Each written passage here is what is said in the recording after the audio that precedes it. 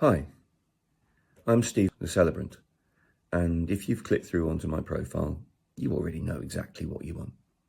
You want the very best in modern celebrancy, but at an affordable price. So, let's talk. I've been a celebrant since I was in my 20s. That's a fairly long time ago now, and I've done literally hundreds of rituals, but I've never done the same one twice. I always start with a blank piece of paper and just a vast knowledge of symbolism and ritual practice that goes back through various different traditions into the very realms of history. Being a celebrant for me is a calling and not a job. So I would dearly love to be the celebrant you choose for your celebration of love, however love that comes in your form.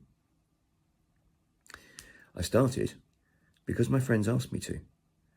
They asked me to design a celebration, a non-legal celebration of love for them so they could celebrate a wedding, or to welcome a new baby into the world, or even in a couple of cases to mark the end of a relationship and a divorce.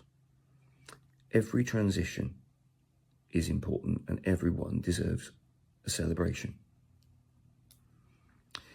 So what do I bring and why should you choose me?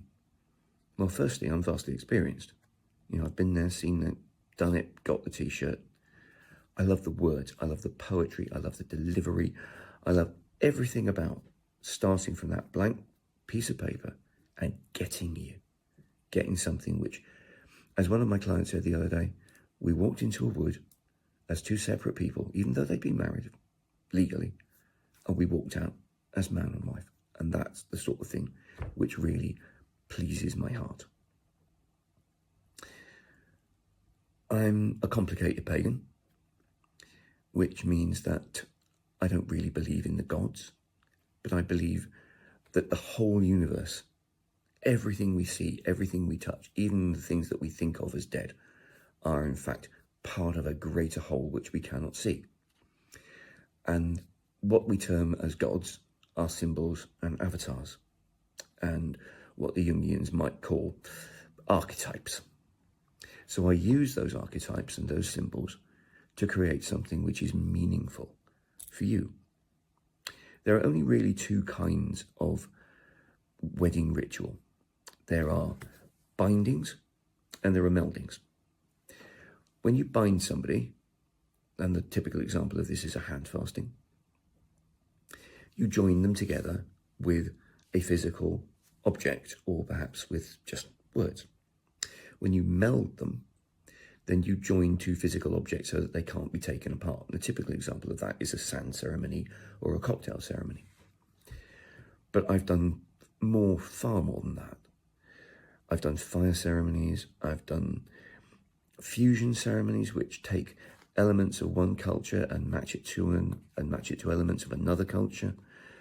So for example, I did one recently where we had the Greek concept of crown wearing, and we incorporated that into our wedding celebration for an Anglo-Greek couple, or a fire ceremony where we had an Anglo-Hindu couple, and they wanted both elements of traditional English and traditional Hindu practice put into their rituals. I've done weddings for 200 to 100 plus people. My absolute love, though, is the themed and costume stuff. I think I am unique in being the only person who can offer you anything from a full-on 15th century joust in authentic 15th century harness, that does cost a lot, to a Gothic wedding at midnight in a graveyard somewhere. I am eager to take it all on.